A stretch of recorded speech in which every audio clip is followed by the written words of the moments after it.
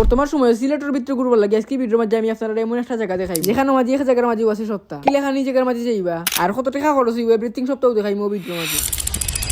Hello guys, আসসালামু আলাইকুম। কি অবস্থা আপনারা? আশা করি সব ভালো আছেন। এই 3 দিন ধরে সিলেট শহরে যে শীত পড়ছে আর বর্তমানে যে ওয়েদার, এই ওয়েদারে যদি কোন জায়গা না যাই তাইলে হইব। বার থেকে বাড়ি আইলাম কি আম্বরখানা, আর আজকে আমার লালপটিরে লই আইছি না, দুঃখের বিষয় একটাও। আম্বরখানাতে এয়ারপোর্টের উপরে দিয়ে শুধু সামনে গেলে দেখতে পাবো অসংখ্য বাস আছে, ওখান থেকে আমরা একটা বাসে উঠে গেলাম। বাট কোন জায়গা যেটা আমি আপনারা একটু খরেও কইরাম, 3 দিন ধরে কোনো রোদ উঠছে না, সারাটা দিন ধরে ওলাখানো আবহাওয়া আসলে। যাওয়ার সময় দেখলাম রাস্তার দুই পাশে গাছে রাস্তার সৌন্দর্য আরো দ্বিগুণ হয়ে দিচ্ছে। একটা সুন্দর রাস্তা শেষ হইলে আর একটা সুন্দর রাস্তা শুরু হয়। তবে বর্তমানে রাস্তার অনেক অংশ কাজ হচ্ছে। আইলাম গিয়া শালটিকর বাজারও, তবে দুঃখের বিষয় শালটিকর বাজারও কোনো ভিডিও করতাম পারছি না একটা প্রবলেমের কারণে। বাসে শালটিকর ভাড়া নিছিল 40 টাকা করিয়া। শালটিকর আইলে আপনারা অনেকগুলা সিএনজি পাই দিবা। সিএনজি তুটি আপনারা আইবা গিয়া আদার ফার, আর বর্তমানে আছি আমরা গিয়া এখন আদার ফার। জনপ্রতি ভাড়া নিব সিএনজি 80 টাকা করিয়া। আদার ফার আইলে দেখতে পারবা এখানে মাঝে অনেক নৌকা রাখা আছে, যে নৌকাগুলো আপনারা এবং পর্যটকগুলো লাগিয়ে তো আমরা আদার ফার থেকে অনেক নৌকা দিয়ে যাইমু বিছনাকান্দি। আদার ফার আইলে আপনারা অনেকগুলা নৌকা পাইলিবা, ওখান থেকে যে কোনো একটা নৌকা রিজার্ভ করলিবা। আদার ফার থেকে বিছনাকান্দি যাওয়া আসা আপ ডাউন 1000 থেকে 1200 টাকা পর্যন্ত আপনারা রেসে রাখবো। আর একটা নৌকায় আপনারা 10 জন থেকে 12 জন যেতে পারবা উঠিয়া। এরকম জায়গাতে আপনারা যত বেশি মানুষ হইবা তত বেশি ভাড়া কমবো। আদার ফার এখন নৌকা দিয়ে আমরা দিলাম বিছনাকান্দি লাগের জন্য। আমরা বর্তমানে এখন টাঙ্গুয়ারা সামনে দিয়ে যত যাইলাম তত সুন্দর ভিউ পাইলাম। একবার দিয়ে দেখা যায় ভারতের পাহাড়ের মাঝে জমাইল আছে অনেক কুয়া, যার কারণে ভিউটা আরো অনেক সুন্দর লাগে দেখতে। আজকে আমরা এখন জিরা মূলত একটা নদী বাই, তবে আমরা নদী না খালে দিয়ে জিরাম একটু আমার কাছে সন্দেহ লাগে। যাওয়ার সময় দেখা যায় মানুষের আলি ফারাইছুন খেত করবার লাগে, যে একটা গ্রামীণ এবং প্রাকৃতিক একটা ভাব দেয়। অবশেষে আইয়া ফেললাম আমরা গন্তব্য। ওখানকে নৌকা থেকে আমরা নামি যাবো বিছনাকান্দি। নৌকা থেকে নামি আটা শুরু করলাম বিছনাকান্দির হতে। বর্তমানে বিছনাকান্দির পানি কম যার কারণে মেইন পয়েন্টে নৌকা যায় না, কিছু অংশ লাগানো কেউ যাওয়া লাগে।